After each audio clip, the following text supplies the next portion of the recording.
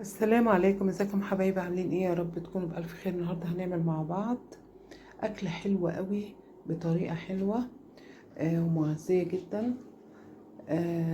بس في البداية نحط لايك للفيديو ونشترك في القناة ونفعل الجرس لو على اليوتيوب، ولو على التيك توك هنعمل لايك للفيديو واكسبلور.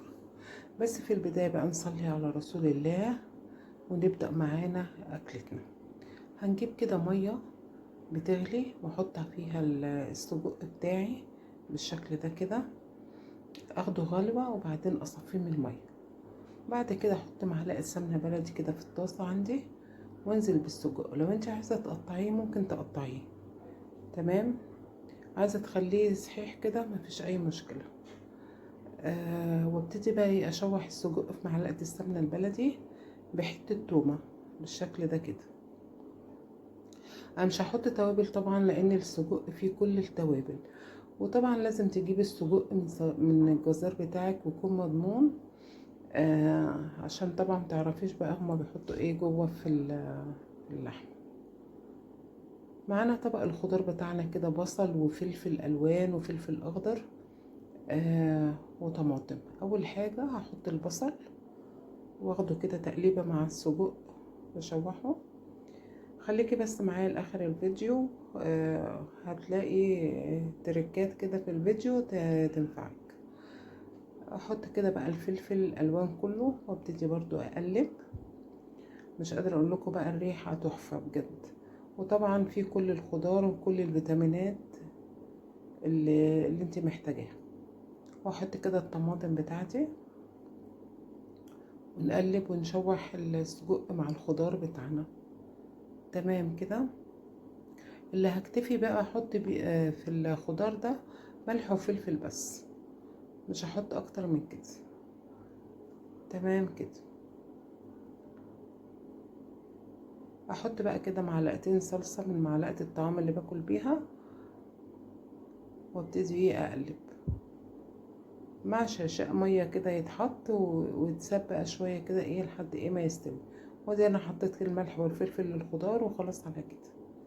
كده ايه السجق بتاعنا خلص، تمام كده. ونحط بقى زي ما قلنا شقشقة مية بس من المقطع ده ما تصورش، واسيب الايه السجق بتاعي على جنب، تمام. ابتدي بقى اعمل الفريك بتاعنا. هجيب كده برضو معلقة سمنة بلدي كده واحط البصلاية مبشورة واشوحها كده في السمنة. ما نحاولش ان احنا نكتر السمنة، تمام. معايا بقى الفريك بتاعي، غسلته كويس قوي بمية سخنة عشان الريحة بتاعته تروح خالص، ونصفيته من مية وابتدي بقى اشوحه كده مع البصلة زي ما انتوا شايفين كده. اشوح بقى الفريك شويه حلوين كده لحد ما ايه احس الفريك مع البصل كده الريحه طلعت معايا، حوالي 5 دقايق كده، تمام. احط بقى كيس مرقه فوريه، مرقه دجاج، تمام كده.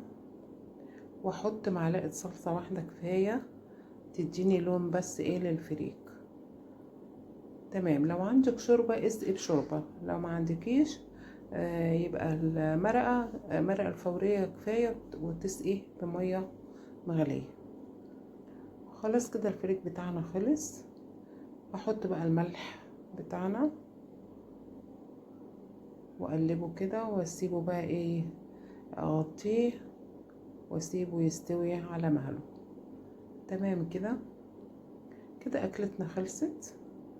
يا رب تكون عجبتكم. مش قادره اقول لكم بقى طعم الفريك ده تحفه بجد، احسن من الرز، افيد من الرز وفيه فيتامينات.